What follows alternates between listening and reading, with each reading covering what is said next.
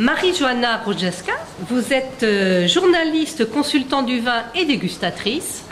Donc vous êtes une femme du vin. Est-ce que vous pouvez nous raconter votre parcours dans le vin, ce qui a fait en plus vous êtes d'origine polonaise, comment vous êtes arrivée au vin en France et comment vous avez construit votre vie professionnelle autour du vin? Oui, bien sûr. C'est une question qu'on me pose assez souvent déjà. Parce que voilà, je viens quand même d'un pays qui n'est pas du tout producteur du vin, où on peut dire aujourd'hui un tout minuscule pays producteur du vin, parce qu'il y a un petit renouveau de la viticulture que je n'ai pas connu de toute façon quand j'étais une jeune fille ou lycéenne. Et c'est vrai, on me dit toujours cette question, comment se fait-il, bon voilà, vous, dans le milieu du vin? Et c'est vraiment un parcours un peu des rencontres, un parcours un peu des hasards de la vie. Je dirais plutôt, c'est un grand hasard de la vie. Parce que c'est vrai, bon, en étant jeune fille, je n'ai pas eu l'occasion d'énormément déguster les vins. Bien évidemment, j'ai connu quand j'étais enfant les vins de Hongrie, les vins de Roumanie, parce qu'à l'époque c'était les seuls vins qui étaient connus en Pologne, et mon père il buvait tous ces vins de Roumanie et de Hongrie. Mais moi c'était absolument pas mon intérêt. Mais je crois qu'il y avait quand même de la famille en France qui vous a fait découvrir le vin au travers d'une très belle cave. Oui, tout à fait. C'est-à-dire que je venais passer les vacances chez ma famille à Strasbourg. Et après, je suis venue pour les études. Et c'est vrai, bon, on goûtait de temps en temps les belles bouteilles parce que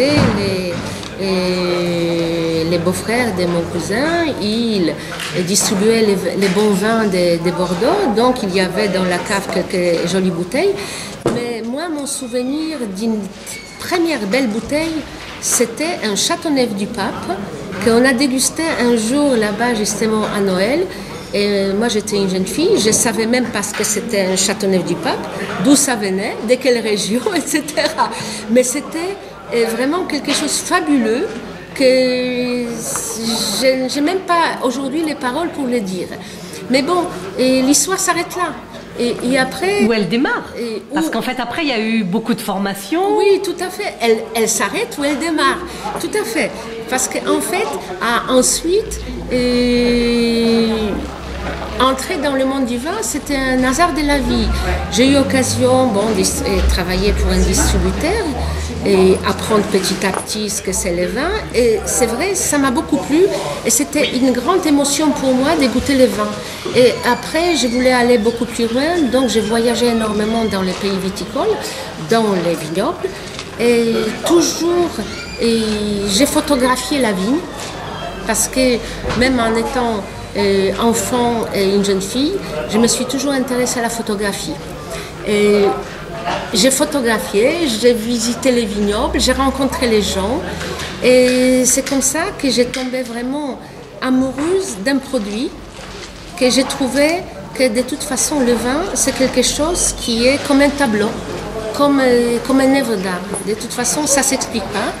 Et comme moi, j'ai une grande sensibilité artistique parce que je viens d'une famille artiste, donc c'est vrai pour moi, le vin, et je dis toujours et je ne redirai jamais assez, que c'est un œuvre d'art fait par un artiste, c'est-à-dire vigneron, pour moi c'est un artiste.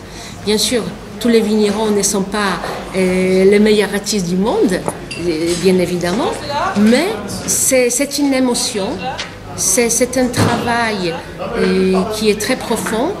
Et moi, aujourd'hui, ce qui m'amène dans cette quête à la redécouverte des vins, c'est toujours les voyages, c'est toujours la rencontre. Primordialement, c'est la rencontre, parce que pour moi, les vins, ça se partage. On rencontre des gens, on partage les expériences, on partage les dégustations et on partage un produit qui est unique. De toute façon, que c'est même difficilement... j'arrive quelquefois et j'arrive pas à les définir parce que le vin c'est quelque chose d'universel, que tout le monde est à côté, que tout le monde peut Avoir accès À avoir accès, déjà, bien évidemment, mais et partager.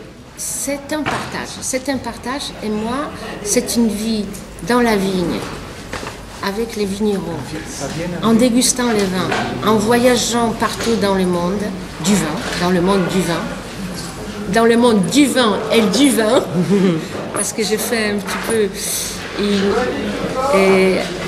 un jeu de mots. Et j'avoue que ça me donne des ailes, et c'est quelque chose que aujourd'hui, je ne sais pas faire autre chose.